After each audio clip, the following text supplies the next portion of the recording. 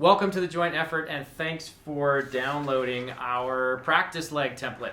The sheet is pretty simple. It shows you where to lay out the beginning of your taper.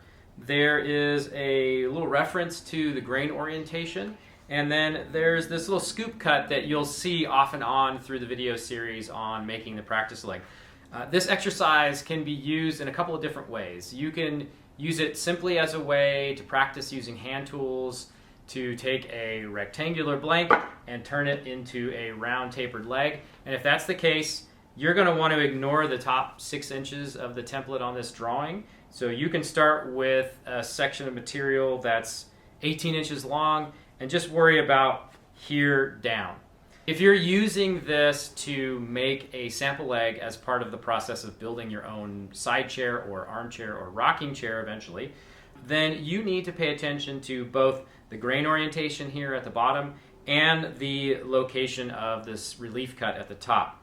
And that's going to let you practice making the final cuts with a draw knife on this little cut right here on your rear leg. This can be a little nerve-wracking the first time you do it, so we thought we'd actually make that part of this practice. We've also got a notation of the grain orientation down here at the bottom. Again, if you're just using this to make a sample, round tapered part, that doesn't matter, because if you're starting rectangular and you're going to round, the grain can be oriented any way you like when you're making that finished part. But if you're using this to make a practice leg for building an actual chair, you're going to want to pay attention to the grain orientation here. On the rear legs, you need a grain orientation that is somewhere between 30 degrees and 90 degrees to the front or back of the leg. So if you're looking at a test part like this, I've got grain that's about 30 degrees from this face and this face.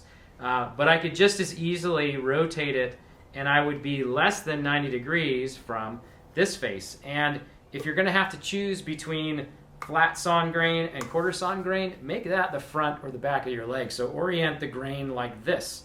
The grain orientation on this little template is actually kind of like the ideal 30 degrees. That's your limit as you go from vertical to flat. You don't want to go any further towards flat. So for my sample leg, I'm going to use what looks like a quarter sawn face, but it's really, well, on this side, it's actually truly quarter sawn because the rings are about 90 degrees. On this side, it's a little bit more of an angle. So I'd probably make this the face of my leg.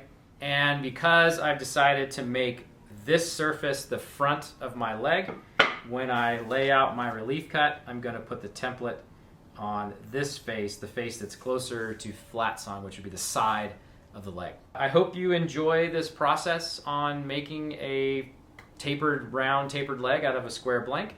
And if you have any questions, send us a message here at the Joint Effort.